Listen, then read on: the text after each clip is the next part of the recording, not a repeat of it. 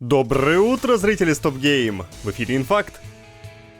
Zenless Zone Zero, следующий проект HoYoverse, буквально только что стартовал. Авторы решили, что наконец пора выкатить системки игры для разных платформ. Для минималок на ПК нужен хотя бы кусок пластмассы в виде GTX 970, а вот для рекомендуемых Monster GTX 1660. Требования к остальным запчастям компа тоже достаточно демократичные, разве что памяти стоит взять побольше. Для установки нужно больше 100 гигов места. Правда, после распаковки папка сожмется до 57. Системные требования мобильной версии игры на ваших экранах все, что сопоставимо по мощности с iPhone 11 Pro, потянет на рекомендуемых. Кроме показа системок, HoYoverse анонсировала сотрудничество с лауреатом премии Грэмми диджеем Тиесто. Музыкант подготовил трек Zenless. Послушать можно на Spotify, Apple Music и на YouTube. Для тех, кто хочет залететь в игру, уточню, что Zenless Zone Zero переведена на русский язык. Версия 1.0 предложит несколько локаций, базу исследователей, персонажей для отряда, малышей Банбу и так далее.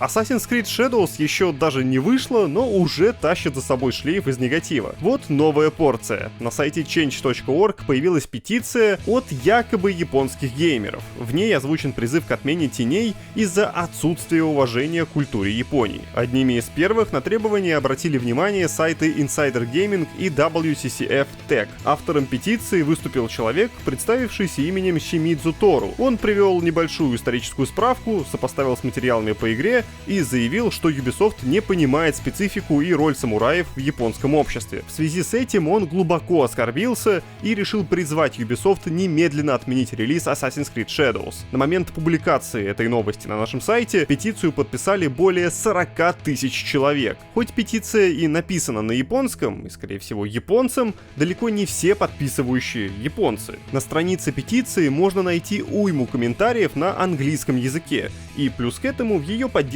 на камеру высказались некоторые англоязычные пользователи. Аналитическая компания Nico Partners прошерстила комментарии геймеров и выяснила, что беспокоит именно японскую часть сообщества. По мнению аналитиков, в первую очередь японцы напрягаются из-за исторических неточностей в Shadows, связанных с архитектурой, традициями и нормами того времени. А то, что один из главных героев является чернокожим, обществу не так и важно, поделился аналитик Даниэл Ахмад. Он уверен, что в основном с петицией носятся люди, придерживающихся правых взглядов. Тем временем ветеран индустрии Йошики Окамото, приложивший руку к Street Fighter 2, Resident Evil 3 и другим знаковым играм, считает, что споры вокруг Shadows преувеличены. По его мнению, присутствие в проекте темнокожего самурая Яске не является проблемой.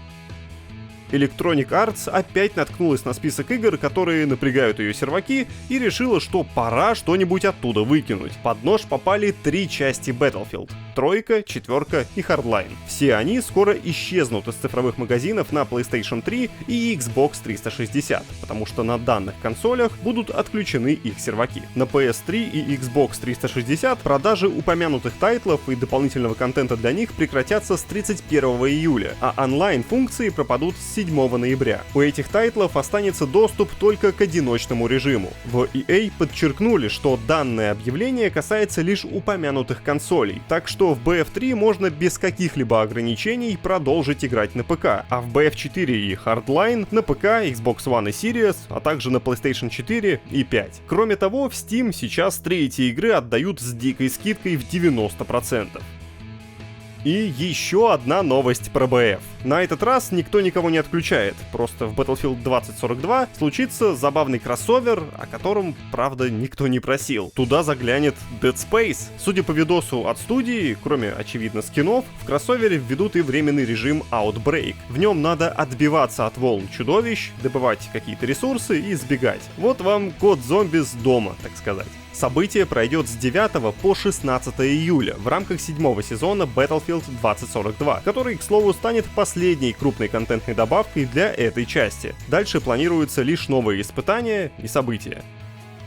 48-летний фанат Зельды был арестован на 4 месяца. Причем не за кражу карточек или фигурок, и не за то, что оскорбил Nintendo или плюнул на Switch. Японцы тут вообще ни при чем. Энтони Брея, жителя Великобритании, арестовали за ношение холодного оружия в общественном месте. И да, новость все еще про Зельду. Дело в том, что этим холодным предметом оказалась малюсенькая копия Мастер Меча из The Legend of Zelda. Как указано в пресс-релизе полиции, 8 июня операторы камер видеонаблюдения заметили Брея, гуляющего по городу Нэнитон с чем-то подозрительным в руках. Когда гражданин попал в поле зрения офицеров полиции, те тут же его арестовали. Энтони попытался объяснить, что небольшой клинок вместе с ножными он приобрел в качестве игрушки для снятия тревоги, однако стражи порядка были непреклонны. Несмотря на свой скромный размер, Мастер-меч расценивается как остроконечный предмет, который можно использовать в качестве оружия. Кроме того, он вызывает страх у окружающих, мол, лезвие можно направить против людей. Напишите в комментах, если тоже напряглись при виде фото. Брей признал, что Мастер-меч действительно может быть воспринят как угроза, но он уверил, что не собирался использовать игрушку в качестве оружия. Никакие уговоры не уберегли беднягу от суда. 28 июня поклонника Зельды приговорили к 4 месяцам тюремного заключения и к штрафу в 154 фунта стерлингов. А если вы прямо сейчас не перейдете на наш сайт, то вас, конечно, никто не посадит, просто пропустите кучу интересного контента. Заглядывайте на stopgame.ru, будем рады. Хорошего вам четверга. Пока!